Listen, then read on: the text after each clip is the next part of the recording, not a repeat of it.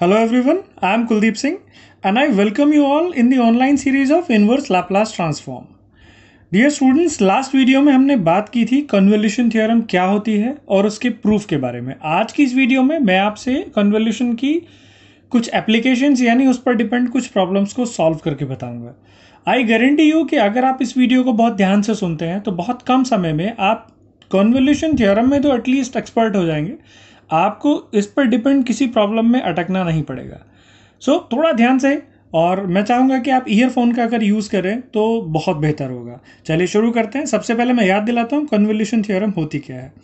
Convolution theorem में हम कहते थे कि दो फंक्शंस का अगर प्रोडक्ट आपको गिवन है और उसका इन्वर्स लाप्लास चाहिए तो वो क्या होता है, उन दोनों के अलग अलग इन्वर्स लाप्लास के कन्वोल्यूशन के इक्वल।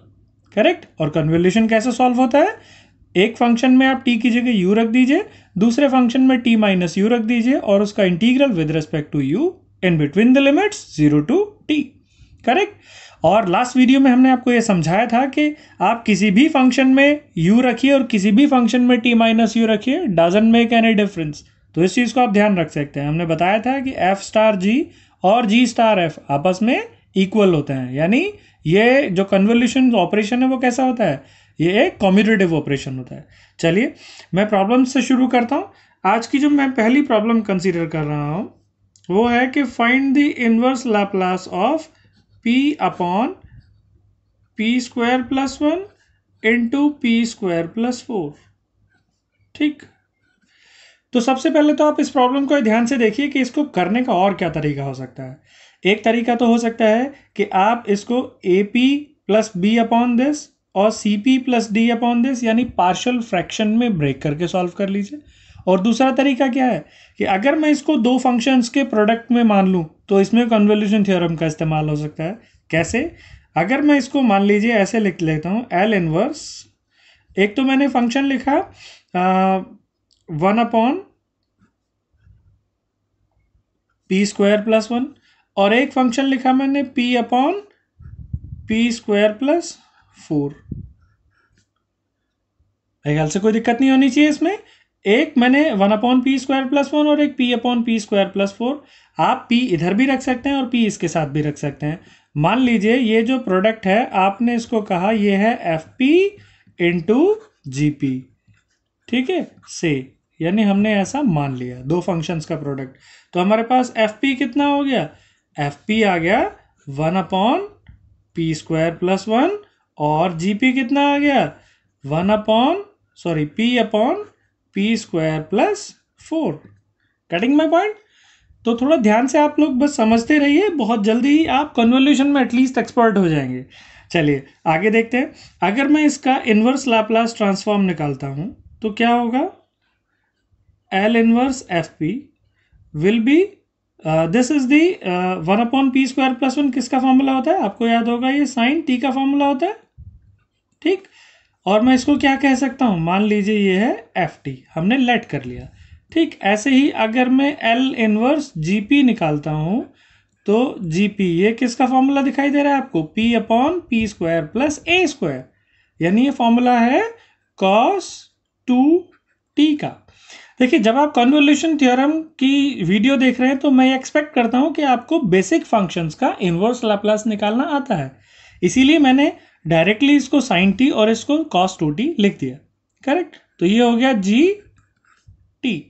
तो this implies by convolution theorem L inverse F P into G P that is L inverse p upon P square plus 1 P square plus 4, ये कितना हो जाएगा, ये हो जाएगा F T convolution G T.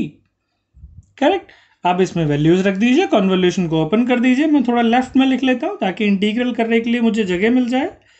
तो F T convolution G T, जो ऊपर फॉर्मूला लिखा है उसकी हेल्प से कन्वोल्यूशन का फॉर्मूला यहां मैंने आपके सामने लिखा था F you G T minus you. चलिए उसी की हेल्प यहां ले लेते हैं। तो कितना हो जाएगा 0 to t। तो f में दिस इज माई f, अगर मैं इसमें u सब्सिट्यूट करूं तो कितना हो जाएगा, ये sine u multiplied by this is G T, इसमें टी माइनस यू रखेंगे टी की जगह, तो ये हो जाएगा cos 2 into T minus U और बाहर डी यू। आई थिंक यहां तक कोई प्रॉब्लम नहीं है। चलिए अब आगे चलते हैं। अब ये साइन इंटू कॉस का प्रोडक्ट है इंटीग्रल में। आप जानते हैं कि साइन इंटू कॉस आएगा तो आप क्या करते थे ऐसा इंटीग्रल सॉल्व करने के लिए, 2 से मल्टीप्लाई और 2 से डिवाइड। जो 2 से डिवाइड किया वो मैंने बाहर लिख दिया, और जो 2 से मल्टीप्लाई किया वो इसको क्या बनाएगा, 2 साइन ए कॉस बी, जहां पर ए यू का काम कर रहा है और बी ये है आपके पास 2 इंटू टी माइनस यू।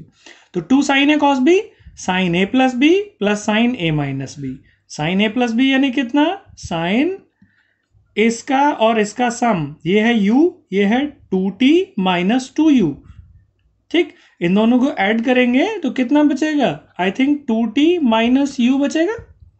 आसान है ऐड करना, 2t माइनस 2u में u ऐड कर दिया, plus sine a minus B. तो इसमें से जब इसको माइनस करेंगे तो यहां साइन चेंज हो जाएंगे, तो u minus 2t plus 2u, यानी कितना हो गया, साइन 3u माइनस 2t और बाहर du। करेक्ट। चलिए अब इसका इंटीग्रल सॉल्व कर लेते हैं। तो इंटीग्रल विल बी 1/2, साइन का इंटीग्रल कितना होता है, minus cos 2t minus u, और ध्यान रखिए आप किसके रेस्पेक्ट में इंटीग्रल कर रहे हैं, u के रेस्पेक्ट में, तो डिवाइडेड बाय जो कॉफिशिएंट ऑफ u है वो कितना है, -1। करेक्ट। ऐसे यहां पर करेंगे, साइन का integral minus cos 3u minus 2t divided by coefficient of u that is 3, और लिमिट्स कहां से कहां तक, 0 से t तक। बात समझ में आ रही है आपको। चलिए मैं अब यहां पर आ जाता हूं आगे। अब इसमें अगर मैं लिमिट सब्स्टिट्यूट करूं तो मैं ध्यान रखूंगा कि ये माइनस माइनस कैंसिल हो जाएगा, यानी ये प्लस है, और यहां पर ये दोनों मिलके आपस में क्या बना देंगे, नेगेटिव साइन। चलिए सबसे पहले आप u की जगह t रखेंगे।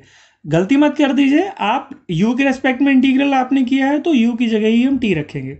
यहां रखा u की जगह t, तो sine cos 2t minus T is cos t। ठीक, यहां रखेंगे, ये बीच में माइनस साइन है, आप u की जगह t रख रहे हैं, तो cos t 3t minus 2t, तो कितना बचेगा, कॉस t अगेन, और डिवाइडेड बाय 3। ये तो हो गई अपर लिमिट। अब लोअर लिमिट की बात कर लेते हैं। हमेशा ध्यान रखिए अपर लिमिट में अलग ब्रैकेट, लोअर लिमिट में अलग ब्रैकेट। यहां पे 0 रखा है u की जगह, तो कितना बचा ये, कॉस 2t माइनस, यहां u की जगह 0 रखेंगे तो cos minus 2t, cos minus theta is cos theta, तो ये सिर्फ कितना हो जाएगा, कॉस 2t डिवाइडेड बाय 3। यानी आई थिंक इंटीग्रल खत्म हो गया। अब मैं अगर इसको एडजस्ट करूंगा तो कितना बचेगा, ये यहां पर आया 3 माइनस 1, 2/3 कॉस टी, और ये भी 2/3 कॉस 2t। आसान है, आप इसको लिख सकते हैं 1/2 इंटू 2/3। जो 2/3 आया उसको मैंने बाहर कॉमन ले लिया, अंदर कितना बचा, सिर्फ cos T minus cos 2t। Correct. तो ये मेरे पास क्या आ गया, इनवर्स लैप्लास ट्रांसफॉर्म। बात समझ में आई। आपको बेसिक नॉलेज होनी जरूरी है, तभी आप इसका इस्तेमाल कर सकते हैं। तो बेसिक नॉलेज भी कोई ऐसा नहीं है कि बहुत बड़ा कोई कंसेप्ट है, एक सिंपल सी ट्रिग्नोमेट्रिक आइडेंटिटी का हमने इस्तेमाल किया और हमारे पास जो गिवन फंक्शन था उसका इनवर्स लैप्लास ट्रांसफॉर्म कन्वोल्यूशन की हेल्प से निकल गया। चलिए मैं एक और प्रॉब्लम आप लोगों के साथ डिस्कस कर रहा हूं जो आपको और थोड़ा सा इस टॉपिक को क्लियर करेगा। नेक्स्ट क्वेश्चन जो मैं कंसीडर कर रहा हूं वो है, मान लीजिए L inverse p upon p square plus 4 into p plus 2। ठीक है, तो अगेन मैं इसको दो पार्ट में ब्रेक करने की कोशिश करूंगा जिससे इसको आसानी से क्या किया जा सके, अलग अलग एफपी और जीपी में लिखा जा सके। चलिए तो एल इनवर्स अगर मैं इसको लिख लूं p upon P square plus 4, मेरे ख्याल से कोई मुश्किल यहां पर सिलेक्शन नहीं है। ठीक, और इसको अगर हम एल इनवर्स क्या मान लें, F P into G P मान लें, तो एफ पी की वैल्यू कितनी हो गई? F P becomes P upon P square plus 4 और G P becomes 1 upon P plus 2। Correct. अब इसका inverse Laplace transform that is L inverse F P अगर निकाला जाए तो कितना आता है? अब तो आपको याद होगा ये cos 2t, और एल इनवर्स अगर जी पी निकाला जाए तो वो कितना आता है भाई? 1 upon P plus A E raise to the power minus 2t। हम इसको क्या कहते हैं? G T. और जो ये फंक्शन निकलता है एफ पी का इनवर्स लाप्लास उसको क्या बोलते हैं? F T. तो ये हम टर्म आगे इस्तेमाल करेंगे। मैंने इस पे एक बॉक्स बना दिया ताकि इसको ढूंढने में हमें दिक्कत ना हो। चलिए, अब कन्वोल्यूशन थ्योरम क्या कहती है? By convolution theorem L inverse F P into G P, right, that is जो हमारी प्रॉब्लम थी, कितनी थी? L inverse P upon P square plus 4 into P plus 1। इसकी वैल्यू कितनी हो जाएगी भाई? F T convolution G T. This is the theorem. अब आप इसकी वैल्यू सब्स्टिट्यूट कर दीजिए। अगेन मैं लेफ्ट साइड में थोड़ा लिख रहा हूं ताकि मुझे राइट साइड में कैलकुलेशन करने की जगह मिल जाए। क्या होता है? इंटीग्रल 0 टू टी, एक फंक्शन में आप t की जगह u रख दीजिए। मैं पहले फंक्शन में सब्स्टिट्यूट कर रहा हूं तो ये हो जाएगा cos 2u, और दूसरे फंक्शन में e raise to the power minus 2 t की जगह t माइनस u मैंने रख दिया और du। कई बार ये प्रॉब्लम हो सकती है स्टूडेंट्स की कि किस फंक्शन में t माइनस यू रखें और किस में u रखें। देखिए, पहली बात तो मैं आपको बताऊं कि इस चीज़ से कोई फर्क नहीं पड़ता कि आप कौन से फंक्शन में u रख रहे हैं, कौन से में t माइनस यू, आंसर हमेशा सेम आएगा। लेकिन आप ये कोशिश कर सकते हैं कि कंपैरेटिवली जो फंक्शन छोटा है उसमें आप t माइनस यू रखें और जो फंक्शन बड़ा है उसमें आप u रखें। चूंकि t minus you complicacy integration की बढ़ाएगा, तो इसीलिए इसको छोटे फंक्शन में सब्स्टिट्यूट कीजिए ताकि कॉम्प्लिकेशन कम से कम बढ़े, और u सब्स्टिट्यूट करना आसान है तो उसे बड़े फंक्शन में सब्स्टिट्यूट कीजिए, तो इट मे हेल्प। जैसे हमने यहां पर e raise to the power minus 2t में इसको सब्स्टिट्यूट किया, जिससे फायदा क्या होगा कि इसमें से e raise to the power minus 2t मैं इंटीग्रल से बाहर लिख सकता हूं, क्योंकि इसमें सिर्फ t है, इसका इंटीग्रल में कोई रोल नहीं होगा, राइट। और इंटीग्रल के अंदर कितना बचा? 0 टू t। एक तो e की टर्म बचेगी, माइनस माइनस प्लस हो जाएगा e raise to the power 2u, और एक कितना बचा? इनटू cos 2u और बाहर du। करेक्ट। ये था e की power minus 2t plus 2u, तो उनको मैंने अलग अलग लिख लिया, e raise to the power minus 2t into e raise to the power 2u। ये बाहर निकाल दिया, इसको हमने अंदर रखा। और अब इसका इंटीग्रल आप जानते हैं, इसका डायरेक्ट फॉर्मूला होता है e raise to the power ax into cos bx। तो क्या फॉर्मूला होता है इसका? ये e raise to the power minus 2t को मैंने बाहर रखा, formula e raise to the power ax divided by a square plus b square. ठीक है, this is a and this is b। a square plus b square, और अंदर क्या आता है? a cos bx plus b sin bx। Integral का formula है e raise to the power ax into cos bx। क्या होता है formula? e raise to the power ax divided by a square plus b square, और bracket में a cos bx plus b sin bx। Correct. और limit कितनी है इसमें? 0 से t तक। किसके लिमिट है? u के लिमिट से। सब्स्टिट्यूट कर लेते हैं तो कितना हो जाएगा? आप ध्यान रखिए, पहले अपर लिमिट फिर लोअर लिमिट। अपर लिमिट में t की जगह, मतलब u की जगह t रखेंगे, तो it will be e raise to the power 2t divided by 8, 4 plus 4, और ब्रैकेट में कितना है ये? 2 cos 2t plus 2 sin 2t। Correct. Minus, अब 0 सब्स्टिट्यूट करेंगे u की जगह तो 1 अपॉन 8 हो जाएगा, राइट। और ब्रैकेट में कितना आएगा? यहां रखेंगे cos 0 is 1 and sin 0 is 0, तो सिर्फ कितना आया? 2। करेक्ट। यहाँ से भी ये 2 कॉमन आ रहा है तो इसको बाहर 1/4 बना देगा, ये भी इसको 1/4 बनाएगा। वो 1/4 अगर मैं बाहर कॉमन ले लूँ तो मेरे पास कितना आया, e⁻²t/4। ब्रैकेट के अंदर मेरे पास कितना रहा, e⁻²t।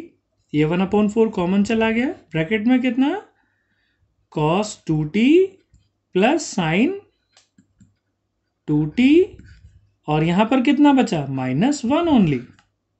Getting my point. ये सिर्फ सिंप्लीफिकेशन है, इसको आप आराम से समझ सकते हैं, कर सकते हैं। जो मेन काम था वो यहां तक इंटीग्रल का खत्म हो चुका है जब आपने लिमिट को सब्सटीट्यूट कर दिया। चलिए e⁻² से अगर मैं अंदर मल्टीप्लाई कर दूं तो ये कितना हो जाएगा, यहां मल्टीप्लाई कर देंगे तो एक दूसरे को न्यूट्रलाइज कर देंगे, तो ये सिर्फ बचेगा cos 2t plus sign 2t, और 1 में मल्टीप्लाई करेंगे तो it will B e⁻²t only. So that's how you obtain the inverse Laplace transform of this function using convolution theorem. ठीक, इस फंक्शन में क्या था, इस बार एक एक्सपोनेंशियल फंक्शन था और एक साइन वाला फंक्शन था, राइट। तो अब अगले प्रॉब्लम पे चलते हैं। दो प्रॉब्लम मैं आपसे और डिस्कस करूंगा जो इसको और एक्सप्लेन करेंगे। जो अगली प्रॉब्लम मैं अभी डिस्कस कर रहा हूं एक इंटरेस्टिंग प्रॉब्लम है जिसमें आपको दिखाई देगा कि पावर ज्यादा है। जैसे मैंने लिखा, एक फंक्शन लिखा p/p² plus a² whole cube. तो ये क्यूब देखते ही आपको लगेगा कि अरे ये तो प्रॉब्लम आ गई, अब हम इसे दो फंक्शन में कैसे ब्रेक करें। दो फंक्शन में ब्रेक करेंगे तो एक में स्क्वायर जरूर आएगा, कोई बात नहीं, मैं इसको ऐसे ही ब्रेक करने की कोशिश करता हूं। L इनवर्स कितना, इसको मैं लिख सकता हूं, एक तो p/p² प्लस a² का whole square into 1/p² plus a²।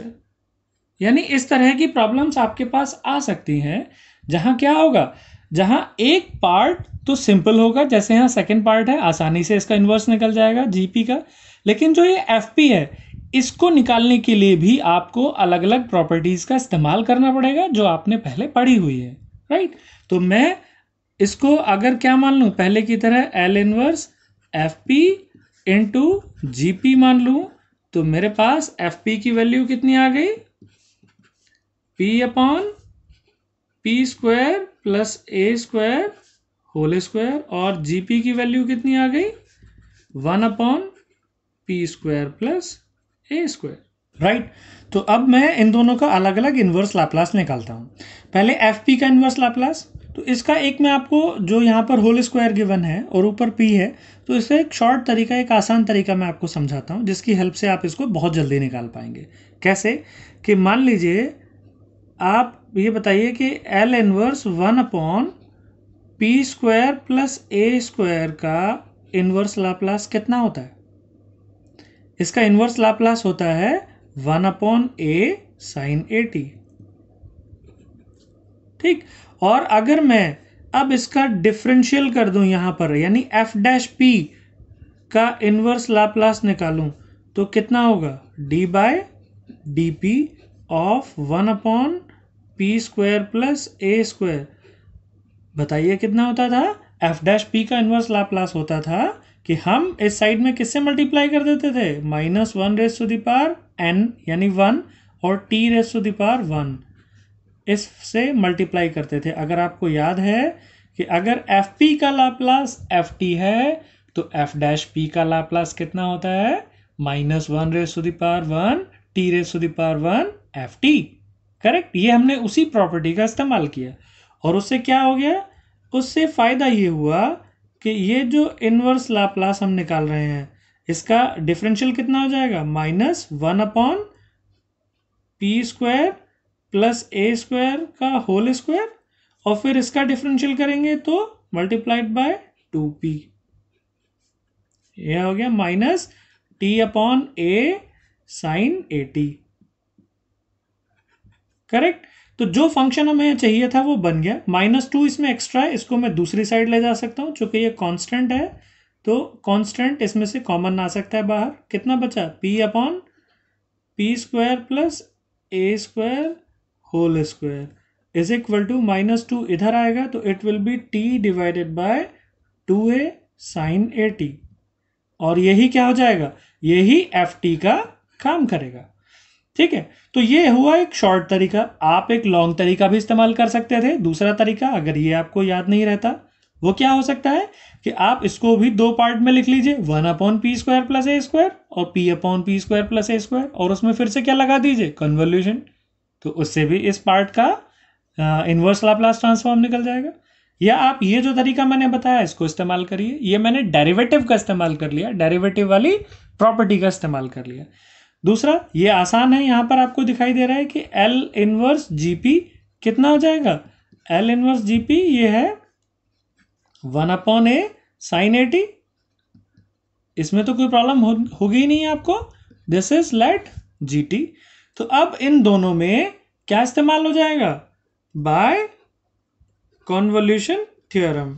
ये जो L इनवर्स आपको कितना चाहिए था, p/p² + a² का होल क्यूब, जिसको हमने L इनवर्स क्या मान लिया था, fp इंटू जीपी मान लिया था, वो कितना हो जाएगा भाई, वो हो जाएगा ft कॉन्वोल्यूशन gt, राइट। और you can say 0 to t, ये है हमारे पास ft और ये है हमारे पास gt। ठीक, अब कंपैरेटिवली किस फंक्शन में हमें u रखना चाहिए और किस फंक्शन में हमें t - u रखना चाहिए। तो अब आप जो मैंने अभी पिछले क्वेश्चन में बात समझाई थी वो आपको क्लियर होगी। कंपैरेटिवली ये फंक्शन छोटा है और ये फंक्शन बड़ा है, इसमें t भी है, तो हम इसमें u रखेंगे और इसमें क्या रखेंगे, t - u। तो it will be u divided by 2a sine A U multiplied by 1/a sine A T - u बाहर du, राइट। जगह थोड़ी सी कम है लेकिन आप ये समझ सकते हैं, ये फर्स्ट फंक्शन, ये सेकंड फंक्शन, एक में u रखा है दूसरे में t - u रखा है। चलिए, अब जो इसमें कांस्टेंट है 1/2a², उसको मैंने बाहर निकाल दिया, और अब मेरे पास क्या बचा, 0 से t u इंटू, और जो अंदर चीजें बची वो एक तो बचा sine A U multiplied by sine a into t - u, correct, और बाहर du। अब आपको याद है, जब भी दो ट्रिग्नोमेट्रिक फंक्शंस का प्रोडक्ट आता है हम ट्रिग्नोमेट्रिक आइडेंटिटी का इस्तेमाल करते हैं। तो मैं यहाँ 2 से मल्टीप्लाई और 2 से डिवाइड करूंगा तो 2 साइन है, साइन भी हो जाएगा।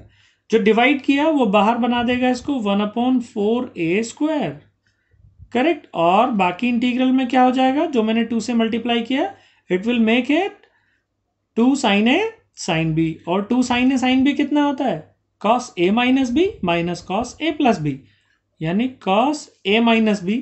आप इसमें से जब इसको माइनस करेंगे, ये कितना है, ये है at - au। तो इसमें से इसको माइनस किया तो ये दोनों प्लस हो जाएंगे, तो कितना हो जाएगा, a कॉमन 2u - t, और माइनस cos a + b। जब इन दोनों का सम करेंगे तो au आपस में कैंसिल हो जाएगा, सिर्फ कितना बचेगा, at, और बाहर du, करेक्ट। अब आप क्या कर सकते हैं, अब ये दो पार्ट में इस इंटीग्रल को अगर मैं ब्रेक कर लूं, 1/4a², जो पहला पार्ट है वो है 0 से t u into cos a 2u - t du, और दूसरा पार्ट हो गया -1/4a², और ये इसके लिए कांस्टेंट है चूंकि इसमें u नहीं है, cos at 0 to t u du, correct. एक बार u का मल्टीप्लिकेशन मैंने यहां किया, एक इंटीग्रल हो गया, फिर u का मल्टीप्लिकेशन यहां किया, ये दूसरा इंटीग्रल हो गया, इसमें से मैंने कांस्टेंट टर्म बाहर लिख दी। चलिए इंटीग्रल करते हैं, 1/4a², यहां कैसे होगा, इंटीग्रेशन बाय पार्ट्स, जिसमें first function as it is, second का इंटीग्रल करेंगे तो इसका इंटीग्रल होगा sine a into 2u minus t divided by coefficient of u that is 2a, फिर minus differential of u is 1 और इसका फिर से इंटीग्रल करेंगे तो ये हो जाएगा minus cos a into 2u minus T और एक और 2a हो जाएगा नीचे तो 4a स्क्वायर।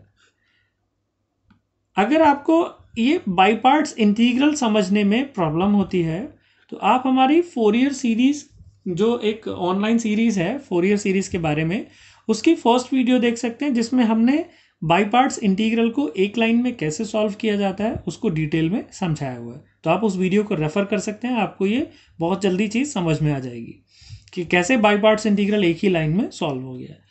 दूसरे इंटीग्रल में आते हैं -1/4a स्क्वायर कॉस 80 और u का integral u square divided by 2 and limits are from 0 to t। Correct. चलिए अब मैं दूसरा पेज ले लेता हूं और इसमें लिमिट को सब्स्टिट्यूट करता हूं। राइट, चलिए तो ये मैंने इसके साथ यहां पे रखा और अब इसमें लिमिट को हम सब्स्टिट्यूट करते हैं। सबसे पहले यहां पर t लिमिट रखेंगे u की जगह, तो ये कितना हो गया 1/4a स्क्वायर।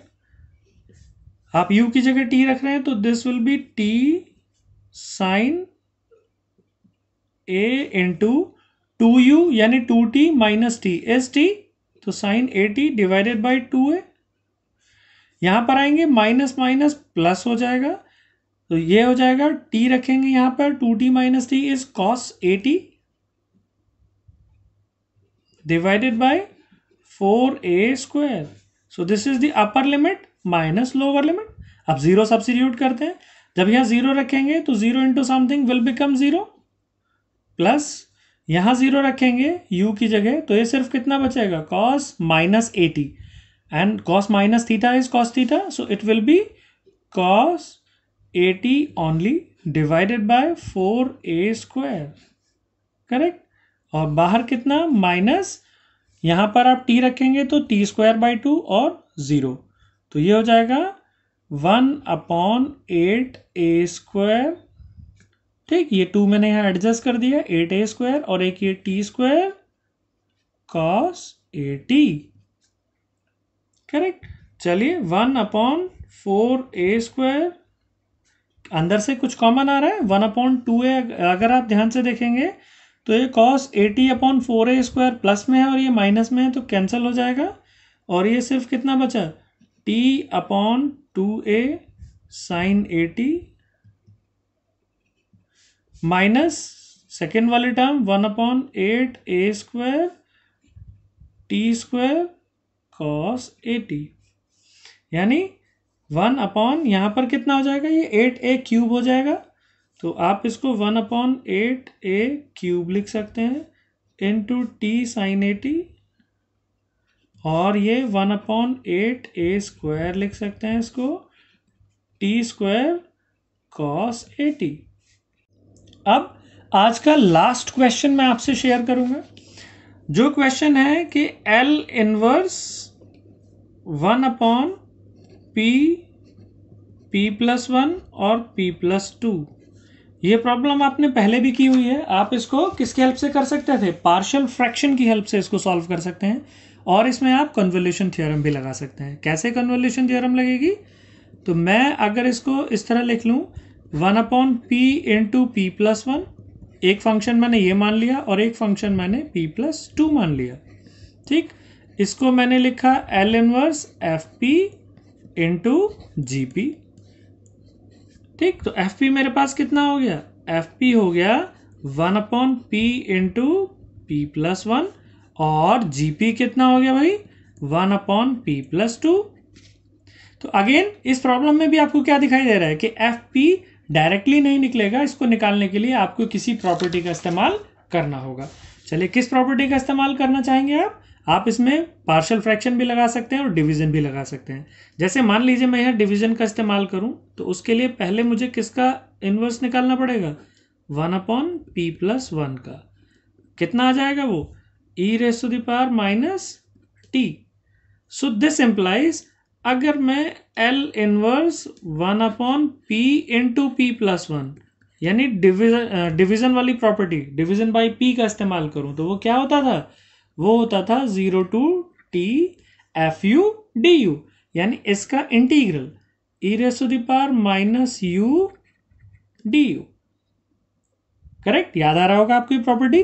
तो अगर इसका इंटीग्रल किया जाए तो कितना इंटीग्रल होगा इसका, E raise to the power minus U upon minus one और 0 से t तक। अगर ये लिमिट इसमें सब्सिट्यूट करेंगे तो t रखेंगे तो E raise to the power minus T minus में आएगा और 0 रखेंगे तो प्लस वन आ जाएगा। तो ये हो जाएगा 1 minus E raise to the power minus T. Correct, और इसी को आप क्या कहेंगे, इसी को हम कहेंगे एफ टी। करेक्ट, ये एफ टी की वैल्यू आ गई हमारे पास। ऐसे ही अगर मैं इसका इनवर्स लाप्लास ट्रांसफॉर्म यहां निकालता हूं एल इनवर्स जी पी, तो वो कितना आ जाएगा 1/p प्लस टू का E raise to the power minus two T. ठीक, इसको हम क्या बोलेंगे, जी टी। तो जैसे ही मुझे दोनों भाई मिल गए एफ टी और जी टी, हम इसमें क्या इस्तेमाल कर सकते हैं, अब इसमें कन्वोल्यूशन थ्योरम का इस्तेमाल कर सकते हैं। तो L inverse F P into G P कितना हो जाएगा, it will B F T convolution G T, right. और you can say 0 to T. अब एक फंक्शन में आप t माइनस यू रखिए, दूसरे में मत रखिए।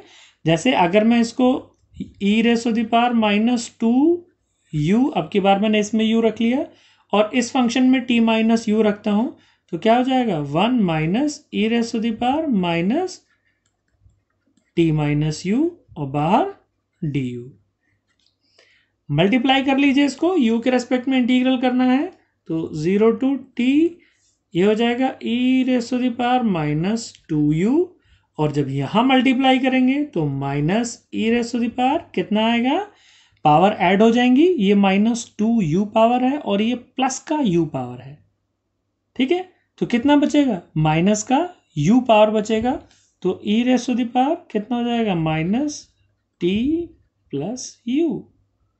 एम आई राइट, माइनस का u पावर है और माइनस का t पावर, जब इन दोनों को आप ऐड करेंगे तो ये आ जाएगा आपके पास, और बाहर कितना डी u के रेस्पेक्ट में आप इसका आसानी से इंटीग्रल कर सकते हैं। It will be E raise to the power minus two U upon minus two, और इसका इंटीग्रल u के रेस्पेक्ट में करेंगे E raise to the power minus T plus U divided by u का कॉफिशिएंट माइनस वन, और limit 0 से t तक substitute कर देंगे।